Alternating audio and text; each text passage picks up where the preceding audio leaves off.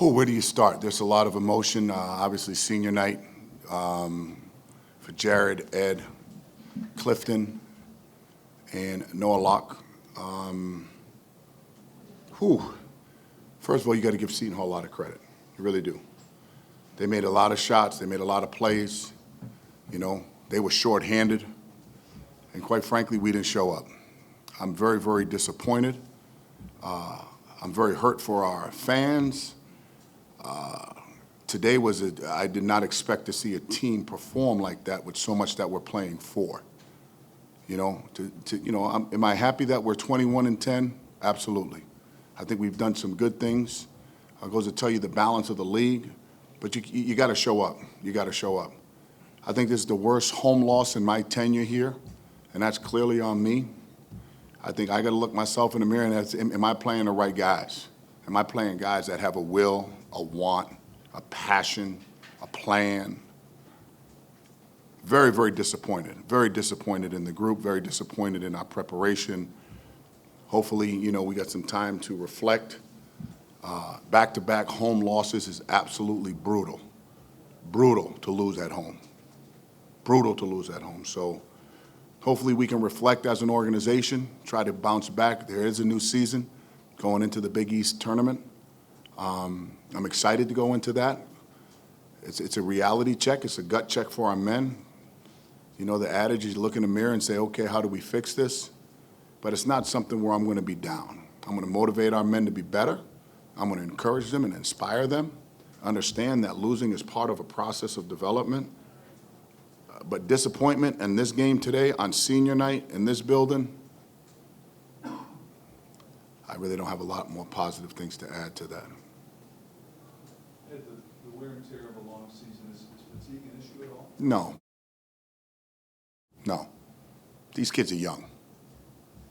We didn't practice on Thursday, you know, no. Emotional fatigue could be. Mental fatigue could be. But I think about complacency. I think about arrogance. I think about purpose. I'm not saying that's it, but those things come to my mind. You know, could somebody be tired? I'm tired, but we got to fight. You're gonna get in life. You get what you fight for, and we're not fighting like the team I know that we have. We got to fight for what we want. Coach, some of those early fouls, I know Ed got one picked up early. Did that rattle? No, not at all. I mean, we got great officials. No, had nothing to do with that. It had to do with our will and want today. And our will and want was left somewhere on Smith Street. It definitely wasn't down here at the AMP, I can tell you that. And is there anything you can point to defensively? Zero. We haven't guarded anybody in 2 weeks. Started at Connecticut. We haven't guarded. That's our identity. That's our, we haven't guarded anybody. There's not one positive thing I can say about our defense. Our defense is soft, not connected, nonverbal. We're not in gaps. We're not contesting shots. I think this is maybe 3 out of 4 games where teams have made 10-plus threes, right? To have the worst loss in the history of our tenure here on senior night is embarrassing. And again, take nothing away from Seton Hall. They play great. I do not, again, they're coming in, I think they've lost 5 out of 6, so we're playing a desperate team. And Seton Hall played an arrogant team today. That's who they played. They played a complacent, arrogant team. How much are you looking forward to learning about your group over these next few days leading to the Big East tournament? I would say, and I talked to the men about this, adversity is something that I love.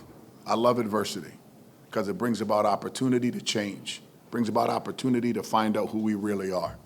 Are we frauds? Who knows? But adversity will bring out the best in some people, and hopefully it brings out the best in this group because we all fight it. We all face it every day. And the ones who come out on top handle it the right way. So hopefully we can get our guys to handle it. Defensively, though, is it just getting caught in the pick and rolls? No, defensively we're just soft.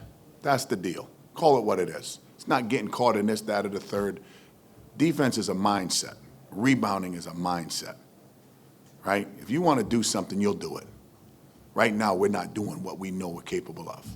The mindset. There's no excuses for what we're doing defensively other than we are not connected, and we're just not very good right now defensively for whatever reason. We'll figure it out. You know, we'll figure it out. It's not the end of the world, and I'm very optimistic about what we'll do when we go to New York. But off the optics of what my team has done the last 3 out of 4 games, we got to make sure we change some things. If there was a point where you were challenging for another conference title, mentally, when you drop a couple games and it becomes clear that that might not be a possibility, could that have been a blow at some point? It could have been. I don't know. You know, we do have a new team. But again, when you're in sport, as you know, people know what they're playing for. It's not so much, okay, you didn't have a chance at a championship. You're playing for pride. You know, you're playing to protect your home. Like I told you before, man, when you lose that home, it's tough. It's tough. The level of support we get, you know, our ticket holders, the energy, it's just hard. And it's disappointing when your team doesn't perform to the way you know they're capable of. So, you know what I mean? We've lost games before. Never once in my tenure have we lost this bad in this building. Not once. So that's where I may have to make some changes. Hopefully we'll do whatever we have to do to get to New York to make those changes to be successful. Coach, with this adversity, how do you keep the players optimistic? Great question. It's we as the leaders can't come in and be angry. You can be disappointed. We as the leaders can't come in and have a negative overtone where it drains the energy from the room. We as the leaders need to make sure that we continue to inspire and motivate and put these young men in position to have success in our next game. Because right now, I feel a lot of anger, and that's my job to try to take that away and turn that anger into will, want, and a passion to win. And historically, you guys have played well in February and March going into postseason.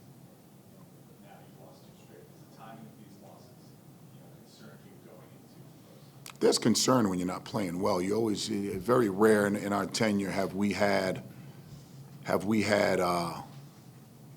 losses going into the Big East tournament.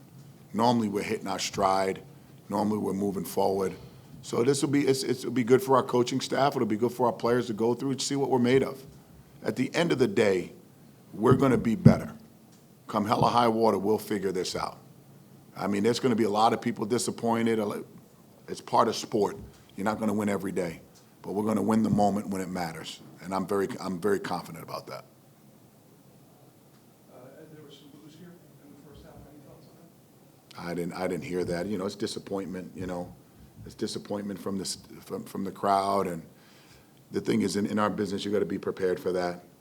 You know, I don't look at that. I look at that as a positive point that they expect better, and so do I. So do I.